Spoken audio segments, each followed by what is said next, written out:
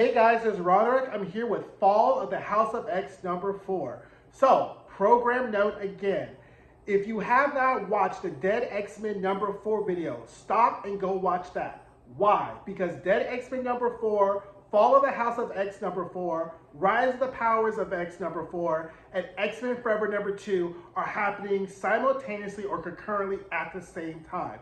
So you're gonna miss some pieces or some details if you don't go back and watch those other videos.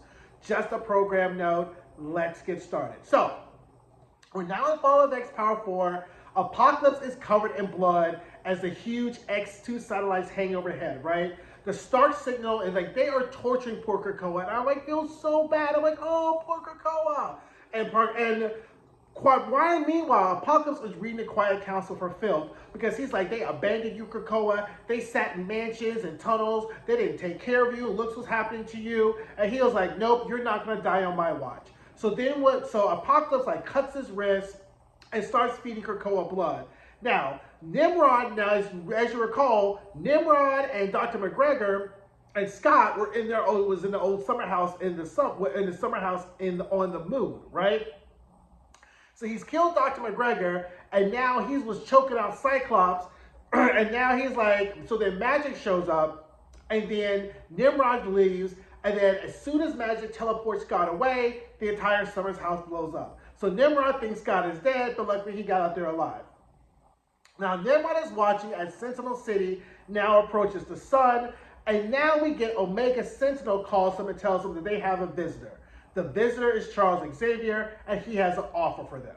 So now we get this data page. It's pretty much Xavier saying that he can get the X-Men to stand down if he promises to just to give the X-Men a small place like Krakoa for them to live, and then pretty much the AI can do whatever they want to with the world if you just can save the mutants, right? So at this point, Apocalypse decides that he's going to host his own impromptu crucible. Now, if you remember from the early issues of X-Men in the early days of Krakoa, the Crucible is where if you were a mutant that was depowered during Wanda's shenanigans of No More Mutants, right? You could fight Apocalypse, he would give you an honorable death, and then you would be in the queue for you to be resurrected by the Five, right?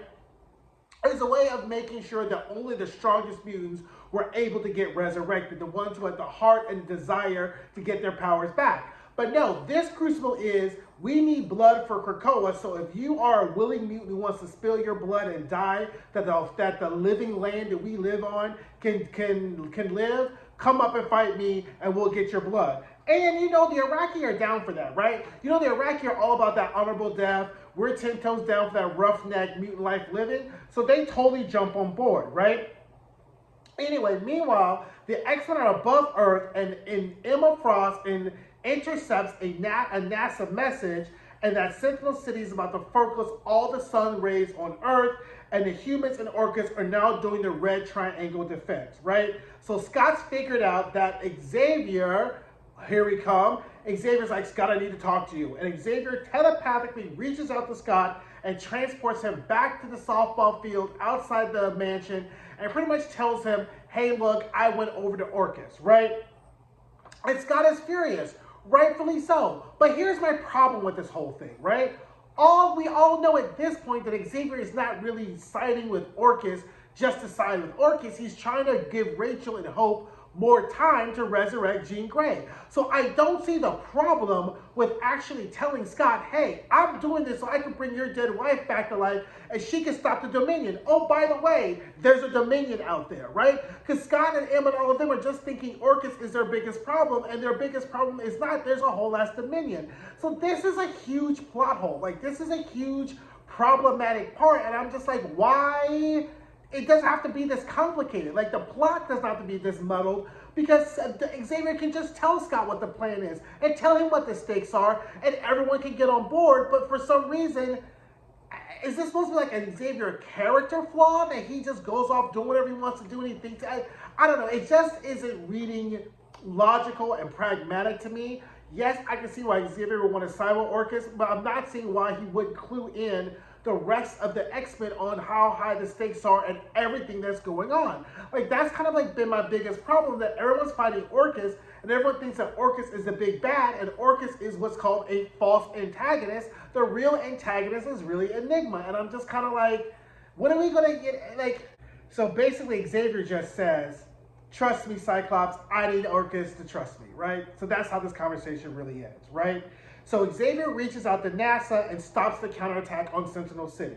Now, Scott then enacts the triangle defense to kick Xavier out of his head, and then Scott tells everybody what's happened. And Scott's like, look, I don't care what Xavier's doing, we're gonna go and stop Sentinel City. Emma, you need to stay here because in the event that we all end up getting killed, you're gonna have to deal with Xavier because now at this point, with Jean gone, Rachel's gone, everybody's out, Emma's the next telepath up that could theoretically go toe-to-toe with Xavier.